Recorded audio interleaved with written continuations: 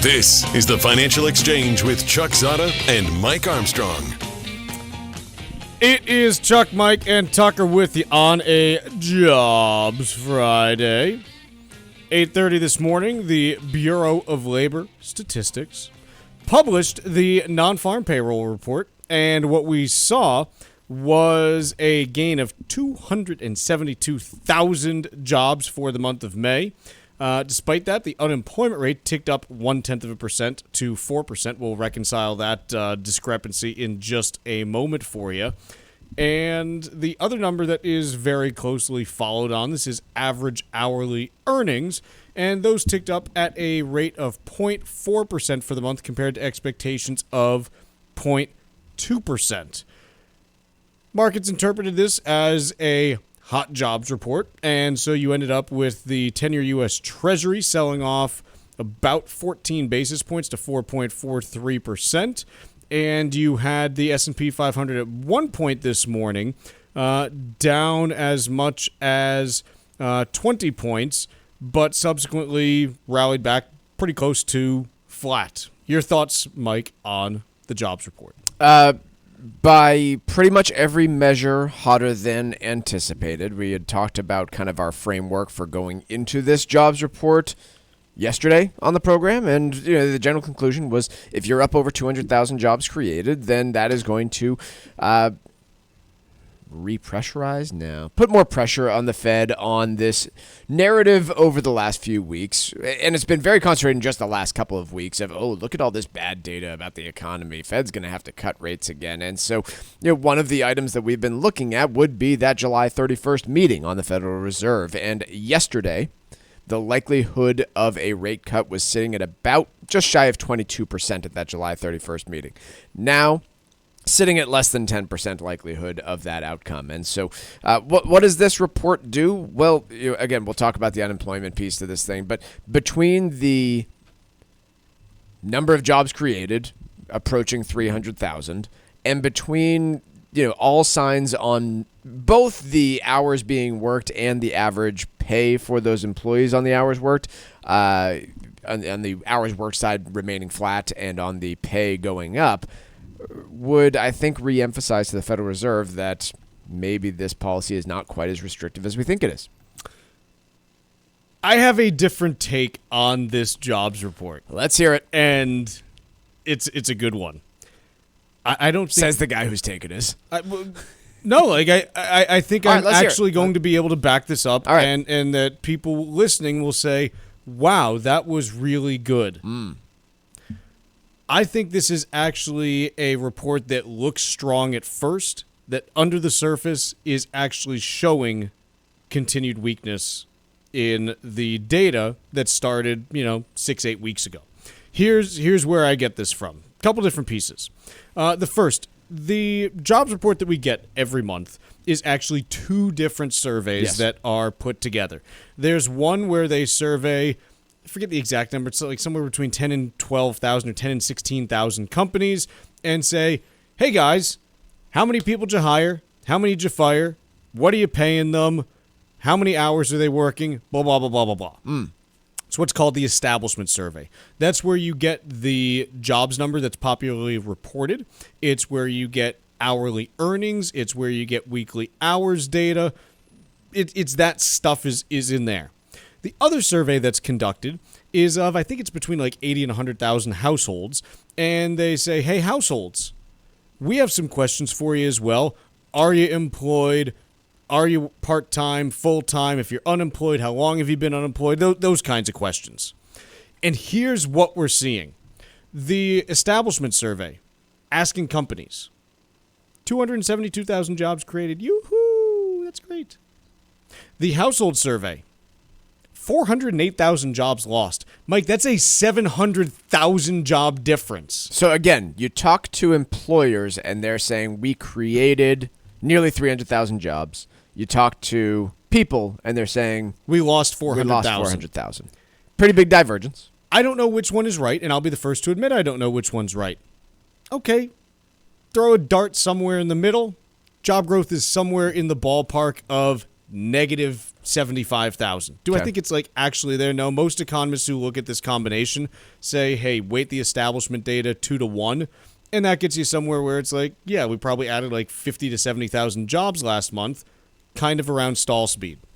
Other things that we saw in that household survey, the labor force participation rate dropped from 62.7% to 62.5%. It's a meaningful drop. 433,000 people dropped out of the labor force. Okay, that's something. And so, this is, again, feeding into it. The unemployment rate, which is calculated here, even despite the labor force being smaller, went from 3.9 to 4%. That doesn't really feel great there. And the other piece on this that I think we have to pay attention to, the number of people that are unemployed for 27 weeks and over, even though the number of unemployed has only gone from 6.1 million to 6.6 million in the last year, a third of that increase has been people unemployed for 27 weeks and over. So you're seeing the duration of unemployment getting longer, which speaks to the slowdown in hiring that we have seen as evidenced by the JOLTS report. So that's some of the stuff that you get just from the household data. Now, people will say, well, look, that's one survey, Chuck. There's another one. Okay, here's another data point from the establishment data. One of my favorite data series in here is what's called aggregate payroll growth. And it's what happens when you combine the actual growth in the number of people that are working with the actual money that people are making in any given point in time. So it's job growth combined with wage growth. If you look at 2 months ago, aggregate payroll growth was running 5.8%. Last month This it was is year over year. Yep. Last year it was 5.6. Last month it was 5.6. This month it dropped to 5.4. It's the continuation of a downtrend there. And so it's only been a 3-month downtrend, but it's a significant uptick from where we were in January of this year. Yes, look, there was like a 1 or 2 month outlier, I think, but overall it's like a 2-year downtrend that's continuing here. Yep. And so my take on this jobs report is that it is a week one dressed up in strong clothing. And that the underlying data, I'm not sure is nearly as strong as what the headline stuff looks like. The other piece on this is that we are now within sniffing distance of triggering what we call the SOM rule. We don't call it that. Claudia Somm, who invented it, calls it the SOM rule. Claudia spent a number of years at the Federal Reserve and the Council of Economic Advisors. And here's how the SOM rule works. If the 3-month moving average of the unemployment rate, so take the last 3 months and average them, rises by 0.5 percentage point or more relative to its low in the previous 12 months, signals the start of a recession. The SOM recession indicator, as of right now, is at 0.37%.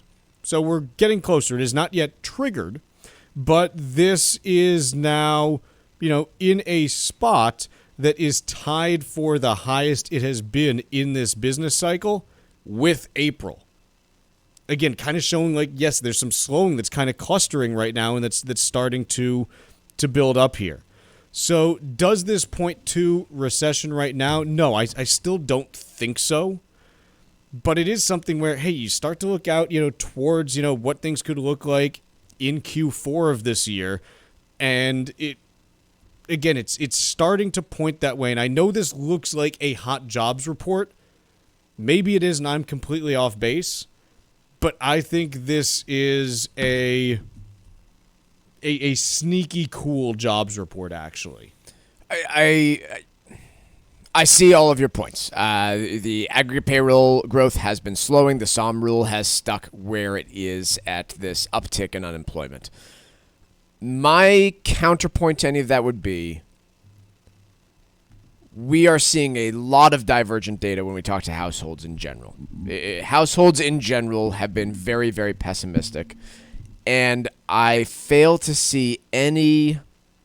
I see very little corresponding data from any other surveys about the labor market that would indicate much of a slowdown. Why would someone lie about losing a job. Yeah, I to hear a you. survey. No, I don't think there's any real reason to do so.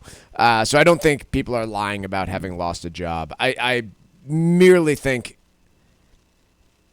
we are not seeing this in weekly unemployment claims. We're not seeing it in the job openings, labor turnover survey. There are a few pieces here where I'm just saying, What if it's not? okay, if I lost my job, why am I not filing for unemployment? If I'm the corporation, why am I not responding to these other surveys, looking at layoffs and things like that? And maybe it's not. Maybe that's what it is. It's not layoffs. It's just more people that aren't able to find their work. I'm not sure where to go with that, but many of the other surveys are not indicating any sort of big uptick here. No, and look, I don't have any good explanation for this, but this one feels odd to me. And I don't normally say that. I'm not saying like the data's manipulated. That's not what I mean by odd. I'm saying this looks hot at first, but you start poking around the underlying data and you're like, eh. What do you do with the I know looking at the aggregate payrolls and stuff like that, but I think one specific item of average hourly earnings, that percentage increase doubling is fairly significant here, right? You've got 1 month. You've got 14 cents a bump up. Yeah, that's fair. It's 1 month. 0.4% payroll growth is, if it were to continue, very hot. Yeah, it would be. Yep. I just, it's 1 month, which is why all of this you kind of look at and you say, okay, throw it into the mix and see what happens. I'm still not convinced that all of a sudden there was this giant receleration in May in hiring. Because here's the other thing you got to remember about hiring in May. Those decisions were made in February. Okay, we're gonna post the job in January. We're gonna interview in February. We'll hire the person in March. They start May 1st. Yeah. That's. I'm not sure there's any there, but we'll see what ends up happening on this. What I do know is that this report, regardless of what it is being interpreted as hot by markets because you got the bond market selling off like the Fed's not cutting. Right. And that's the piece that matters right now. The piece that's interesting as an investor, you're always looking for areas where you disagree with the consensus and not just for the sake of disagreement, because most of the time the consensus is actually right. Like, that's the thing that you have to remember. It doesn't, if you really want to be a contrarian all the time, then try shorting the stock market in perpetuity and just see how wrecked you get. So occasionally it can pay to be contrarian, and this is one where you I look at the data and I'm like, oh, that's interesting. Now, I could also be completely wrong on this, and if in a couple months we have like 2 more reports that print 300K, I'll eat some crow. Not real crow, because it's not my favorite meat. It's a little chewy, a little dry, but some metaphorical crow, I'm game for that. Saute it up.